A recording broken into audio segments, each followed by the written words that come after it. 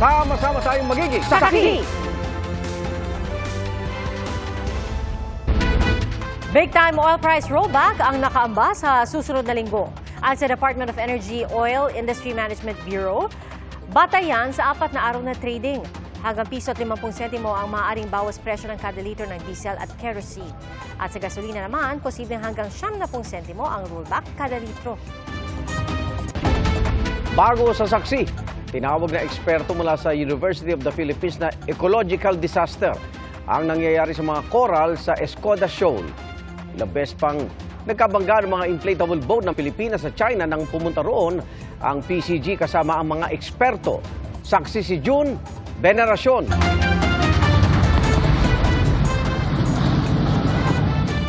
Ilang beses nagbanggaan.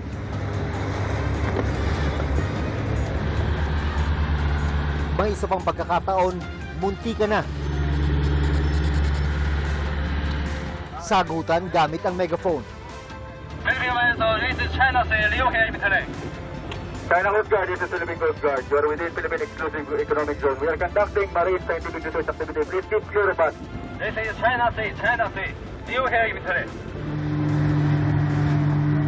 Nitong June 4, mga inflatable boat o RIB ng China Coast Guard at Philippine Coast Guard ang nagtuos sa Escoda Shoal o Sabina Shoal. This is China Coast Guard. This is China Sea, Liu here immediately. Liu here. China Coast Guard, this is Philippine Coast Guard. We are conducting marine scientific research activity. Please keep clear of us for safety. You are within Philippine Exclusive Economic Zone.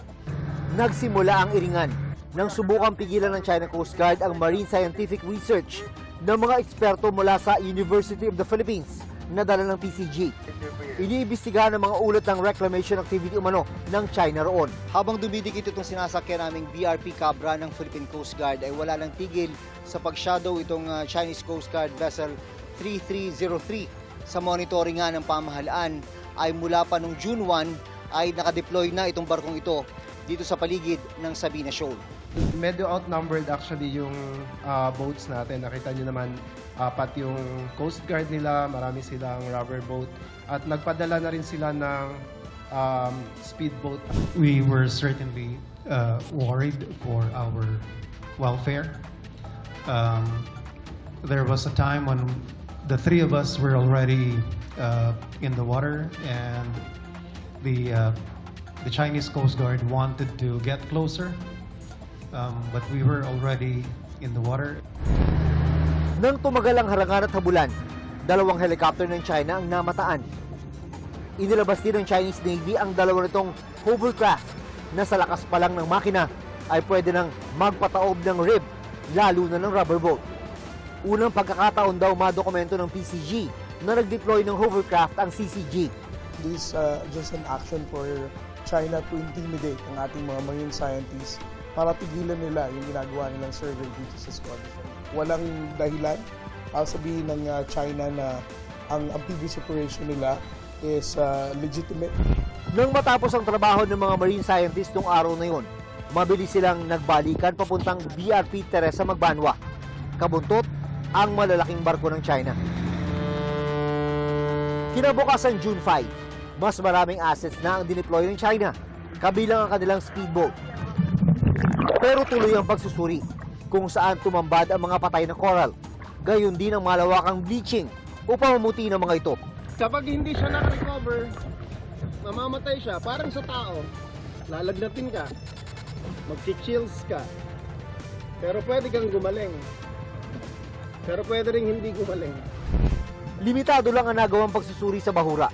Pero sa nakita ng mga eksperto, What we found on the first day ay extensive na masyado yung bleaching to the extent that what we saw, what we documented across all the area na nilangoy namin, almost 100% na patay na yung mga corals. And I think na if we were given time, I predict na majority or almost all of the shallow water nung Escoda Shoal are now dead, yung mga corals. So given the trend, that's really an ecological disaster.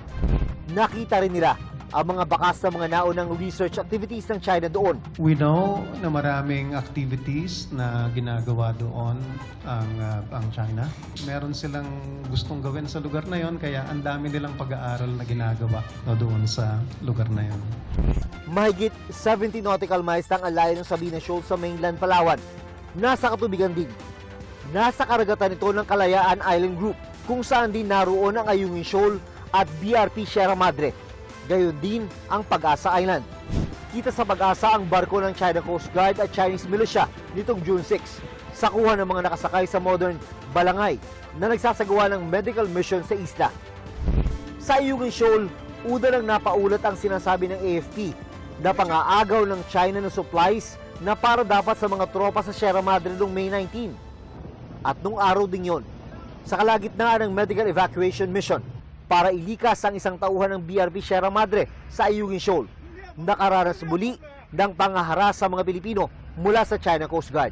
We were subjected to dangerous maneuver, even ramming of the Chinese Coast Guard rubber boats and the dangerous maneuver of the Chinese Coast Guard vessel. Tagumpay namang nadala sa ospital ang sundalo na maayos na ang lagay. Tinawag ng PCG na barbaric and inhumane ang ginawa ng China Coast Guard.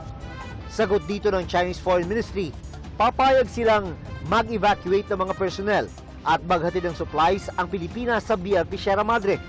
Pero hindi raw pwede ang construction materials. Sinisikap naming makuha ang panig ng DFA. Dalawang Chinese Navy ship naman ang namataan sa Basilan Strait sa likod ng Santa Cruz Island sa Zamboanga City kahapon. Ayon sa AFP, nagpadala sila ng barko para i-monitor at mag-issue ng standard challenge sa Chinese ships. Ang sabi ng mga Chinese, normal navigation lang ang ginagawa nila mula Timor-Leste papuntang Dalian, China. Kinikilala ang Basilan Strait bilang International Sea Lane, kaya pinapayagan ang pagdaan ng barko ng iba't ibang bansa. Pero binomonitor pa rin ng AFP ang mga nangyayari sa lahat ng ating maritime zones. Para sa GMA Integrated News, June Veneracion ang inyong saksi. Habagat at localized thunderstorms ang patuloy na magpapaulan sa ilang bahagi ng bansa ngayong weekend. Western sections ng Luzon at Visayas ang apektado ng habagat na ay sa Pag-asa ay magtutuloy-tuloy yan. Yung pag-iral hanggang sa susunod na linggo. Base sa datos naman ng Metro Weather, mataas ang tsansa ng ulan bukas ng hapon sa halos buong bansa. May matitinding ulan sa malaking bahagi ng Luzon at Mindanao. Posible yang magpabaha o magdulot ng landslide, kaya maging alerto. Posible rin ang ulan sa Metro Manila ngayong weekend, kaya magdala ng payong kung lalabas ng bahay. Kasunod ng pagputok ng Bulkang Canlaon, nag-abiso naman ng PHIVOLCS sa dagdag na aktibidad ng Bulkang Taal. Kanina umaga lang, nakaranas ng volcanic smog ang ilang bahagi ng Batangas. Saksi, si Paul Hernandez ng GMA Regional TV, Balitang Southern Tagalog. Kita ang paglabas ng makakapal na usok mula sa main crater ng Bulkang Taal kaninang umaga sa time-lapse video na ito ng PHIVOLCS. Pagdating ng tanghali, nanlabo ang paligid ng Taal Volcano Island. Dulot yan ng haze at volcanic smog o VOG ayon sa PHIVOLCS. Naiiwan daw kasi sa himpapawid ang sulfur dioxide mula sa bulkan. Wala naman daw kakaibang naamoy ang mga residente sa tabi ng lawa sa Lipa City. Pero tila nakatago ang bulkan. Wala naman po. Yan lang. Kaya lang medyo hindi nakikita yung ano. Pero hindi kagaya kahapon. Although yun na nga, kung wala silang masangsang na amoy, then mix na sa aerosol yung sulfur dioxide. Kahapon nag-abiso ang PHIVOLCS sa pagtaas ng degassing ng Taal. Mahigit 11,000 tonelada ng sulfur dioxide ang pinakawala ng main crater kahapon. Mas marami kumpara sa 8,000 daily average ngayong taon. Naiulat ang hazy conditions o panlalabo ng paligid sa Alitagtag, Tingloy, San Nicolas, Laurel, Taysan, Lobo at Batangas City. Naobserbahan din ito sa Agoncillo, Lemery, Taal, Santa Teresita, Cuenca, Lipa, Balete at Malvar. This year, ang pinakamataas is 18,000 noong March 28. Pinag-iingat ang publiko lalo't posibleng makasama sa kalusugan ng VOG. Ayon pa raw sa forecast ng Pag-asa, posibleng humina ang paggalaw ng hangin sa mga susunod na araw na pwedeng makadagdag sa pagkaipon ng VOG sa himpapawid. 4 na araw nang lumipas mula ng pumutok ang Mount Canlaon, Pero sa barangay Biyak na Bato sa La Castellana, naging emosyonal si Tatay Fortunato nang ikwento ang naging epekto nito sa kanilang bahay at kabuhayan. Wala tayo magagawa. Nabalot ng lahar ang ilan sa kanyang mga paninda. Malaki ang perwisyo talaga isang putok ng kanlaon. Problema pa rin ang supply ng tubig, lalo't pinangangambahang kontaminado ng asupring ibinuga ng bulkan ang pinagkukunang ilog ng mga residente. Why kami ilim nun kay may ara ng hatag og tubig pero why man sa amo nag-abot? Si Ariel nangangamba rin para sa alagang kalabaw na naiwan sa bahay matapos silang lumikas. Do hina-hina gid ang kaon nagkulang-kulang gid ba? Hindi gid kuan gid niya asin busog gid siya. Tungod sang igo sa amon isang sulfur. Humiling na ang Department of Agriculture sa mga LGU na magtalaga ng lugar kung saan aalagaan at pakakainin ng mga hayop. Ngayong araw muling nagbuga ng steam plume ang bulkang Kanlaon na umabot sa taas na 2,000 metro. May naiulat ding 14 na pagyanig sa paligid ng bulkan. Nananatili itong nasa alert level 2. Wala kita nag-increase ang alert level. Ang aton nga mga monitoring parameters nagapakita nga sustained ang iyang nga activity. Nagpasaka daw kita sang alert level, which is not true at all. Para sa GMA Integrated News, ako si Paul Hernandez ng GMA Regional TV Balitang Southern Tagalog, ang inyo saksi.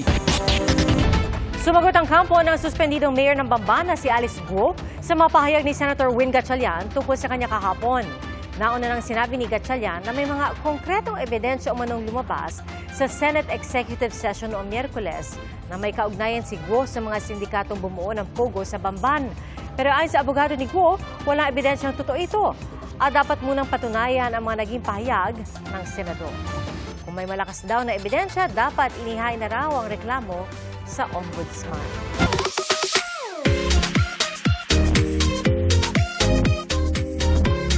Be one with nature at makipag-bonding kasama ang mga pawikan sa Bohol. At may pasyalan sa Zambales na perfect para sa mga feeling adventurous. Pakibiyahing saksi kay Paul Hernandez ng GMA Regional TV Balitang Southern Tagalog. The fun never stops in Zambales. Kung all-in-one pasyalan lang din ang hanap nyo, dumayo na sa bayan ng San Felipe. Sa sitio Liwliwa, may iba't ibang water activities gaya ng pagsakay sa banana boat. Pwede rin ang swimming kasama ang inyong loved ones. Kung mapagod, pwede namang umukot o magpaaraw na lang sa buhangin. At kung magutom, may mga tindahan sa paligid na puno ng iba't ibang pagkain. Hindi lang yan, tanaw mo rin mula sa beach ang ganda ng sunset. Pero bukod sa water activities, pwede ka pang mag-ATV. Hindi lang white sand at malinis na dagat ang ibinibida ng Bohol. Kilala rin sila sa nakamamanghang marine life. Sa bayan ng Anda, makipag-bond sa mga pawikan sa diving site na binabalik-balikan ng mga turista. Extra memorable para sa mga sea lover dahil sa makulay na coral reef. The bigger, the better sa Lucban, Quezon. Literal na big time ang higantes na nakisaya sa selebrasyon ng Serenata sa kapistahan ng kamahal-mahalang puso ni Jesus. Nagsimula lang daw sa 2 higantes ang tradisyong ito ng mga taga-Lucban hanggang sa nadagdagan sa paglipas ng panahon. Kinagabihan may pa-fireworks pa. Hindi lang hitik sa magagandang tanawin ang lalawigan ng Sorsogon. Mayaman din ang lugar sa iba't ibang lamang dagat tulad ng mga shellfish. Instant success ang kauna-unahang Tahong Festival sa Barangay Pamurayan sa Sorsogon City.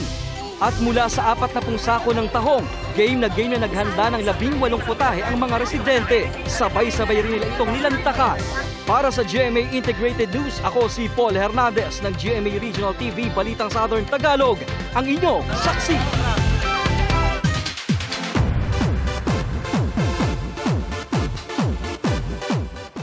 Another collab is coming? Yan ang teaser ni na Julian San Jose at Estelle ng SB19. Sa IG post ni Julie, makikita siya sa management company ng SB19. At ang caption pa ni Julie, "Thanks for having me," na may hashtag na bonding for something. Excited naman ang fans sa surprise ng dalawa. Noong isang taon, nagkasama sina Julian at Estelle bilang mga coach sa The Voice Generations.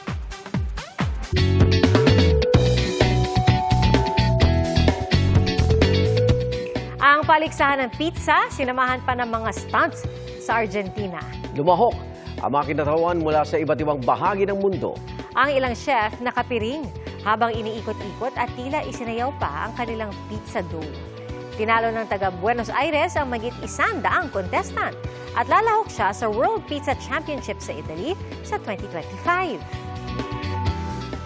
Kakaibang flavors naman ng ice cream ang matitikman sa London. Merong suka flavor at merong lasang toyo. Kakaiba rin ang pesto at ang orange juice ice cream. Di pa rin naman nawala ang peanut butter at chocolate flavors sa ikatlong taon ng Summer Concept Store.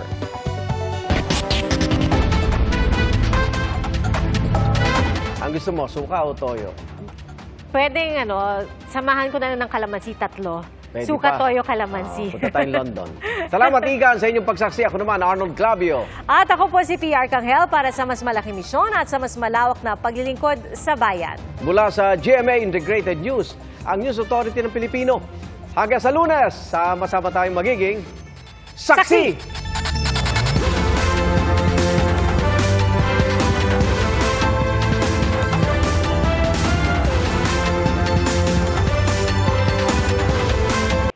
Mga kapuso, sama-sama tayong maging saksi.